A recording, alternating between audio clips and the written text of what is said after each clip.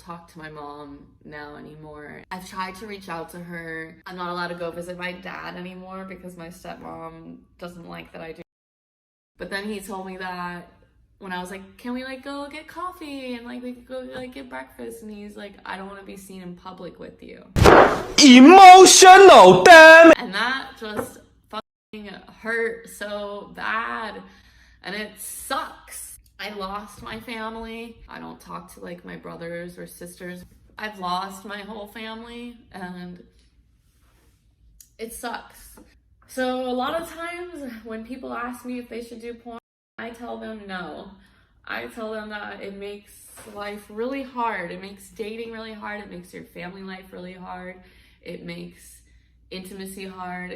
You're putting yourself out there and the world is now judging you. You have to be okay with being shamed every day of your life. I don't even want to have children because I do porn, because I'm worried of the way that people will treat my child. The fact that these are things that I think about because the people are so fucking shitty sucks. Sensational. Calling people out for being shitty around you for making a rational decision regarding your past is about as unaccountable as it gets. Of course people are going to view you differently, ma'am. You made a very private part of your life public for public consumption and for profit. But I want you guys to take note of this, that although she's made a ton of money and she's famous for it, she's miserable. It's funny how family morals and values are diminished as you rationalize certain steps or decisions within your life until you hit the consequences of those very same decisions. Do you ever have like boyfriends? Dating was really hard. People have this persona of you, especially as I like grew a name for myself. It was hard to meet someone who doesn't know who I was. And so like there was always that like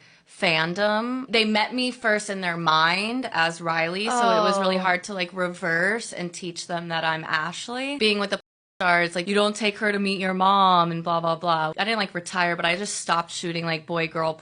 So it was like a choice that I made on my own, but I made that choice because I was lonely and I wanted like love and affections and stuff, and I was like, I'm not going to be able to find this while I'm performing because it makes dating really hard. Because I've dated guys and they were like me or, and I was like, well, never gave me this ultimatum, so I choose that. Are y'all noticing the same trend that I am? These P stars or adult actresses reaching the peak of their industry, the peak of sexual liberation, and then going back years later and admitting that they tried to do things to suppress what it is that they created because they're not getting their ultimate goal, which is of the love, care, and protection of a man. And this one went as far as saying, hey, listen, I'm just gonna do girl scenes because as long as if I no longer get penetrated by large eggplants on camera, then I can probably still find a guy, right?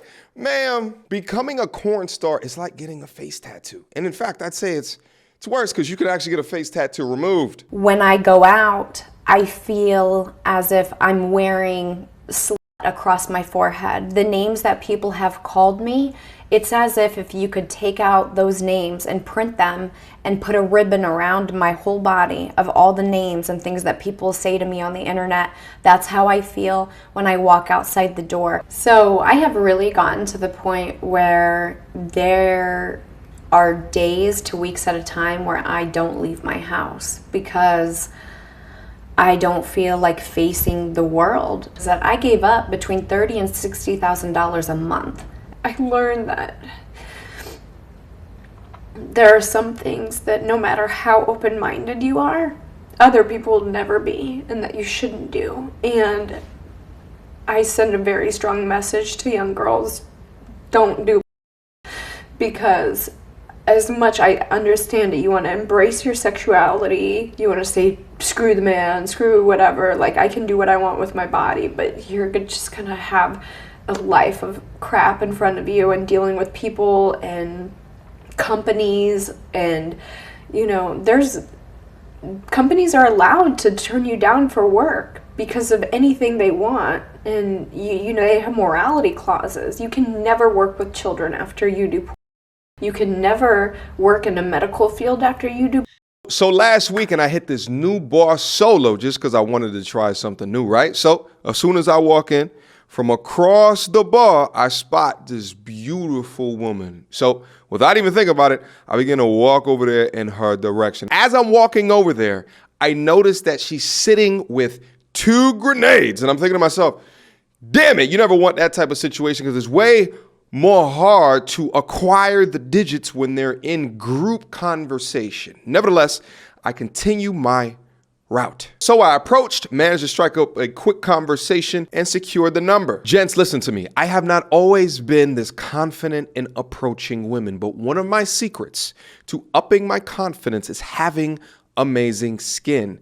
And I owe that to today's sponsor, Tish Hanley. When you approach women, where is the first place that they're going to look? Fellas, listen to me. Invest in your skin. Stop using bar soap. Stop using body wash on your face. Do yourself a big favor and go pick up some Tish Hanley. Now, I recommend that you start with their level 1 system because it's the easiest way to get started. When it comes to skincare, early prevention is critical to your skin. Still not convinced? Well, they have over 5,000 5-star reviews from satisfied customers all over the globe. And because Tish Hanley is sponsoring today's video, they're offering my viewers a fantastic deal. Just click the first link down in the description box down below and receive not only 30% off of your first order, but a free gift. Guys, do not miss out on this amazing deal to invest into your skin. Click that link and get started today. During my time, and I'm not sure what is like the hype right now. It goes through like different phases, but during my short stint and the really extreme acts were what was popular, and that's why being the #1 performer in the industry at the time, everyone wanted to make money off me, so they pushed me to do these things. Get that French toast out of here. Hold up. Notice the lack of accountability. Everyone wanted to make money off of you. No, you wanted to make money off of you, ma'am. It's so crazy to sit down and listening to the words that they use in order to try to remove that, oh, I was just a little girl. I didn't know what I was going through. I didn't know what I was doing. When I signed the contract and they told me exactly what was going to happen in that scene, oh, God, they just wanted me to make the money. Those savages. Like you were saying, did you ever go through those experiences where you had to do a scene where it was very aggressive and you just felt like... Yeah, I mean, I don't want to go into too much detail. Like, honestly, some of my experiences are really humiliating for me, and I wish that they never happened. She belongs to the streets. There's stuff going on, like people getting done, men are inside of women's down their throats. Jesus Christ. Sorry. Oh, don't cry. Here we go. Told myself it was negative. Oh, boo-hoo. Let me play a sad song for you on the world's smallest violin. Emotional damage. No, don't cry. I'm It's just okay. giving some examples. But No, that's really hard. And I think, like I had mentioned earlier, it's No just so pun intended. important for young men to stop viewing women as objects. What? Because I believe that, instilling that curriculum in school at a younger age, and they had actually said, there's a fact that says that the more a young person had learned about the use of from their school education or sex education is less likely to see women as sex objects. And I feel that's why, I feel so passionate about the industry, because I don't believe that they should be showing those types of scenes, because it does view women as just an object, and it's not okay to do that. Like, I enjoy watching. It is a sickness. Notice how in conversations like this, when women get into their echo chambers, it inevitably circles back to it being the man's fault, which is why I tell all 28.5 women that watch this channel, continue to watch channels that have a male-focused audience so you can see the other side of the coin. For one, that type of extreme entertainment wouldn't be possible unless you had women participants. And for two, this lady above me to conclude her statement with, but I still support the industry, I still watch it, is literally a chef's kiss of being hypocritical. If you truly don't support it, then why don't you help fund with your own money education back into the schools to educate boys to do something else. But instead of considering the logic, it's train men to do better so that us as women can't make money off of that specific type. Oh, but the whole other portion of the industry is fine. Give me a break. You have to be prepared for bullies, trolls, people talking trash about you on the internet, public forums, your legal name getting linked with your stage name.